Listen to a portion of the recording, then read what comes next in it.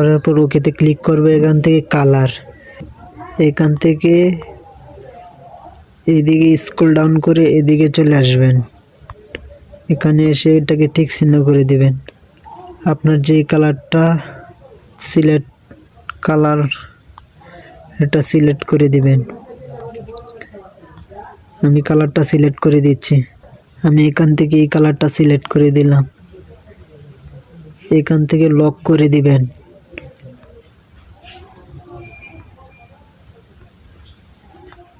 Lock করে দেওয়ার পর আবার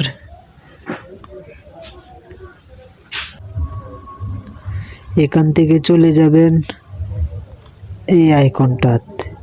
এখান থেকে আবার একটি বর্ডার নিয়ে নেবেন। আমি আর একটি বর্ডার নিয়ে নিচ্ছি। এটাকে আমি গোল করে নেব।